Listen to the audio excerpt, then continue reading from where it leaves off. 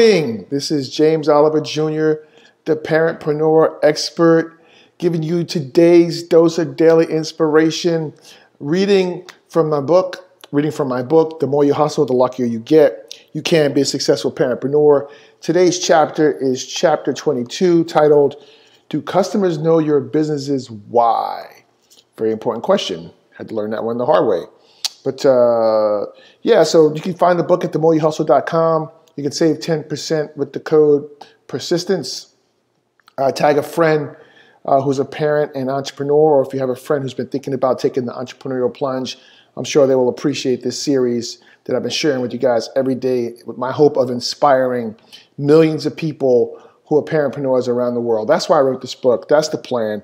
That's what I intend to do. So if you guys can help me do that by just sharing this thing out with as many people that you know who you think might appreciate the contents, I promise you they will thank you for it. So let's jump right into the book, chapter 22. Do customers know your business's why? Do you have a great product or service but are having a hard time connecting with users and converting them to paid customers? How are you marketing your business? Are you focusing on what your product or service is and does, or are you focusing on why people should care about your product? I spent the last 2 years focusing on the what of my product and not the why. No mas, the why.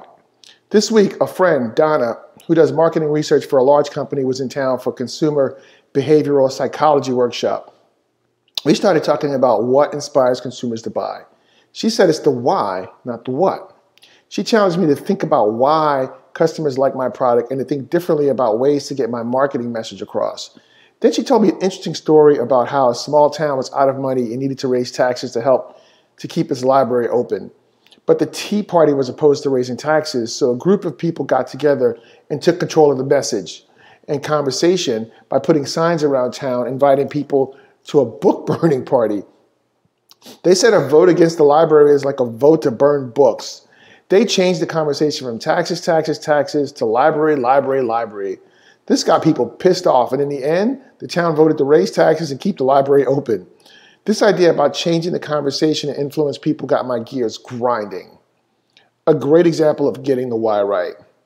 Donna told me the story of how back in the day, Michelin tires struggled to connect with customers because they were focusing on the what of their product, how great and amazing their technology was.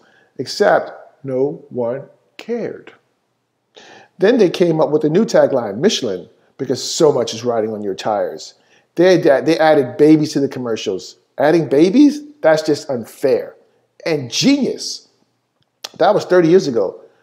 But today, dogs, cats, and babies rule the internet. Don't believe me?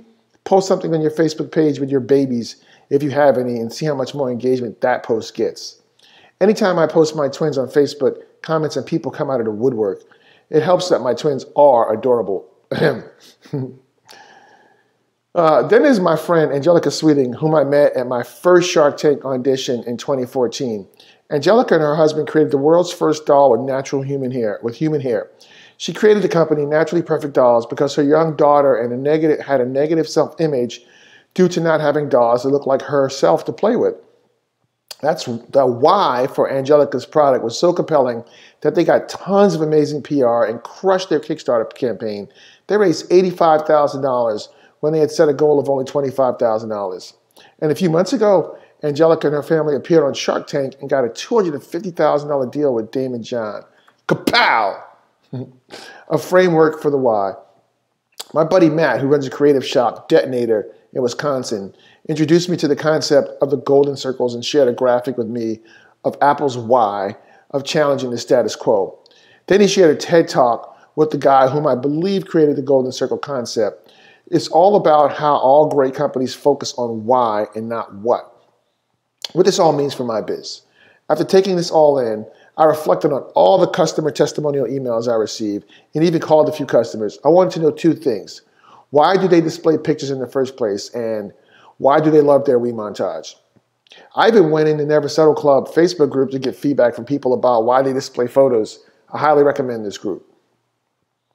So then I posted a Facebook post of my kids, got over 100 likes and dozens of comments, just to prove my point. The feedback was overwhelmingly consistent. People display photos for 3 reasons. Photos make them 1, feel love in some way, 2, feel happiness, or 3, feel inspired. And my customers love WeMontage because they can customize the number of images they use and can make it as large as they want. So they end up experiencing more love, more happiness, and more inspiration. But I was doing it all wrong the last few years. I was focused on removable wallpaper, no nails in the walls, cheaper than picture frames, all what, like whatever. And that's clearly how consumers have felt because the concept still hadn't caught on. But the love, happiness, and inspiration why feels like it has power. So I changed the copy of the homepage and got rid of all the what crap at the outset. The top part of the page looks like this now. It's just a picture of the new landing page. And below that, I moved the what is a WeMontage section down and replaced it with this, more why stuff. Why WeMontage? Because you customize your WeMontage with as many photos as you want in large sizes, you get more of what you enjoy about your photos. Love, happiness, inspiration. Then it's all the what stuff. Before it was all what? What? Again, like whatever.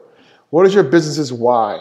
Have you been focused on the what all along? If so, how's that been going? So hit me up on Instagram at TrepDad, on Twitter at James Oliver Jr. Let me know what you think. Please, people, this book will inspire your friends and family. I promise you. Please help me make this book the incredible inspiration for millions of parentpreneurs around the world that I intend for it to be. Please share it with your friends and family. Buy a copy of the book for someone that you think would appreciate it. They will love you for it. I promise you. I appreciate y'all. Keep the questions and comments coming. Love, one.